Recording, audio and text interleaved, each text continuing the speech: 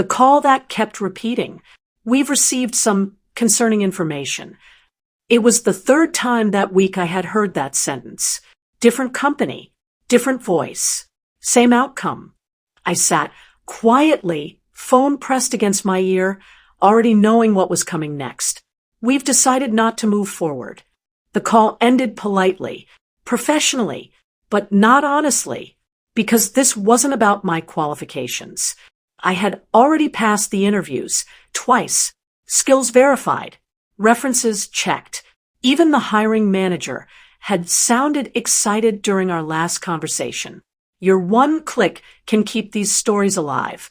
Subscribe, because every voice deserves to be heard. Don't miss out on the journey.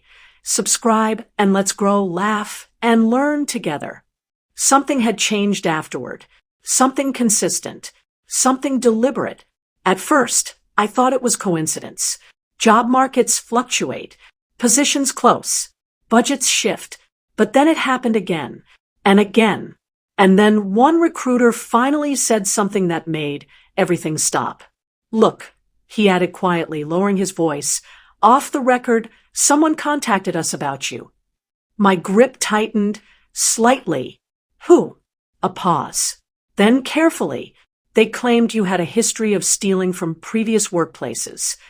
The word didn't feel real. Stealing.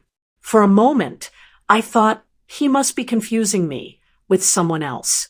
That's not true, I said calmly. I didn't think so, he replied, but they sounded very certain. Certain. That word stayed with me long after the call ended, because certainty doesn't come from strangers. It comes from people who believe they know you, or people who want others to believe they do. That evening, I sat at my small apartment desk, reviewing the pattern. Each company that rejected me had one thing in common. They had requested a background reference contact number.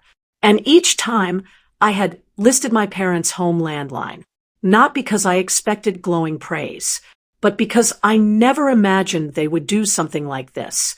Still, the possibility felt too heavy to ignore. So the next morning, instead of applying for more jobs, I made one call. Home. My mother answered. Her tone was neutral, controlled. Yes.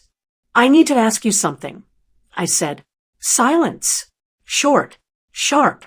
Then she replied, if this is about your choices again, I don't have time. Choices. The word carried years of tension behind it. I've been losing job offers. I continued calmly. Someone has been telling employers I'm a thief. Another pause. Longer this time. Then came the sentence that confirmed everything.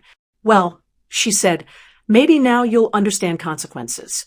The room around me felt suddenly smaller. Not louder, just clearer. You're telling them that? I asked. We're telling the truth, she replied coldly. But it wasn't the truth. Years earlier, a small family argument about missing cash had spiraled into accusation. No proof, no resolution, just assumption, and eventually distance. I had moved out, moved on, or at least I thought I had. But they hadn't moved on. They had escalated. You're ruining my chances to work, I said quietly. Her answer came without hesitation. You ruined this family first. The call ended there. No explanation. No reconsideration. Just intention. I sat there for a long time afterward, staring at my phone, not shocked, not angry, but aware. This wasn't emotional anymore. This was strategic. And strategies require different responses. For the first time since the job rejections began, I stopped feeling confused. Because confusion disappears when patterns become clear. That evening, I opened my old email archive, searching for documents from years earlier, old messages, old contacts, anything connected to the time before everything fell apart. That's when I found it. An unread email from my grandmother, sent 8 months before she passed away. Subject line, for later, not now. I opened it slowly, and within the first 3 sentences, I realized something unexpected. Grandma had already known this might happen. The plan she left behind.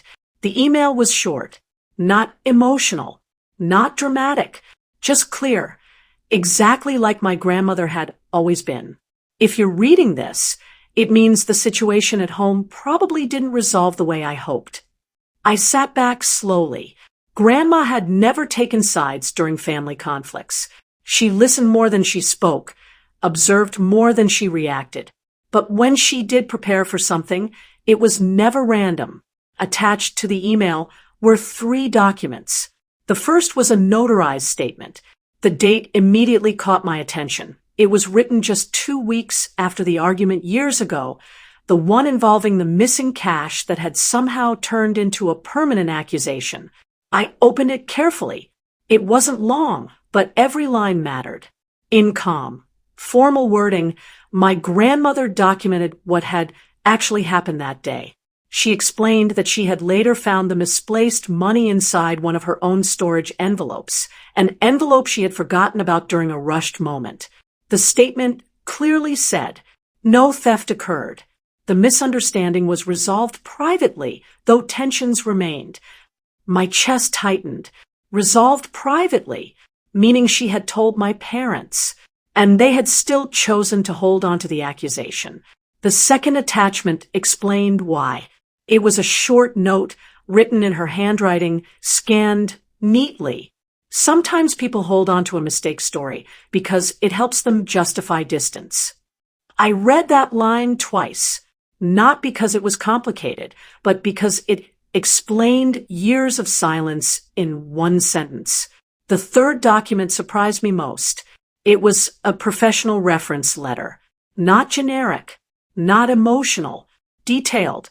Grandma had listed my work ethic, my early part-time jobs, the small responsibilities I had handled for her, organizing paperwork, helping with her accounts, managing small errands when her health started declining. At the bottom was a sentence that felt intentional. If character ever becomes a question, let consistency answer it. I didn't realize I had been holding my breath until I exhaled. For the first time in weeks, the weight of those job rejections felt different. Not lighter, clearer. Because this wasn't about proving my parents wrong. It was about replacing a false narrative with documented truth. That same evening, I updated my applications. I removed my parents' contact information permanently. In its place, I added verified professional references and my grandmother's notarized statement as supporting documentation where appropriate. Not defensive, not emotional, just factual. Over the next 2 weeks, something changed. Interview calls returned. Conversations felt normal again. No hesitation, no concerning information. Just skills, experience, and fit. Then one afternoon, a hiring manager said something unexpected near the end of our final interview. Your reference documentation was unusually thorough, she said. Very professional. I smiled slightly. Someone important taught me to prepare early. 3 days later, the offer arrived. Calmly, quietly, just like everything my grandmother had planned. And in that moment, I understood something she had known long before I did. Truth doesn't always speak first, but when it's prepared properly, it speaks last. Truth doesn't always stop rumors immediately, but preparation protects your future. Lies rely on noise. Character relies on consistency. In the end, documentation spoke louder than accusation.